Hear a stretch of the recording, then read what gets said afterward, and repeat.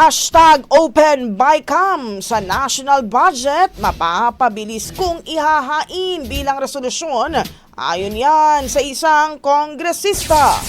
Brigada Haji Caaminio, ibrigada mo! Brigada Live Report. Pinag-aaralan ni Tingog Party List Representative Jude Asidre ang paghahain ng resolusyon upang formal na ma-institutionalize ang pagsasapubliko ng deliberasyon para sa national budget sa bicameral conference level. Sa pulong balitaan ngayong araw, sinabi ni Asidre na mas mapapabilis ang pagsasakatuparan ng Open BICAM sa pamamagitan ng pagpasa ng resolusyon, hindi tulad kapag binago pa ang House Rules. Ang isinusulong anya na hakbang ay magsisilbing game changer sa pamamahala at isang pamamaraan upang gawing participatory ang proseso ng legislation sa bansa.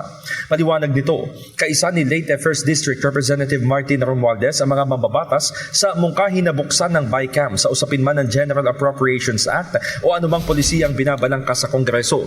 Naniniwala ang kongresista sa ganitong paraan ay mas mauunawaan ng publiko ang kabuuang proseso sa pagpapanday ng batas. Giit pa ni Asidre, ang isinusulong ni Romualdez ay sinusuportahan ng nakakarami tungo sa layuning gawing transparent at accountable ang proseso ng BICAM. In the heart of changing lives, ako si Brigada Haji Caaminio ng 105.1 Brigada News FM Manila, the Music and News Authority. Ang bahaging ito ay hatid sa atin ng Power Cell Salabat, ginhawa ng bawat nangangarap.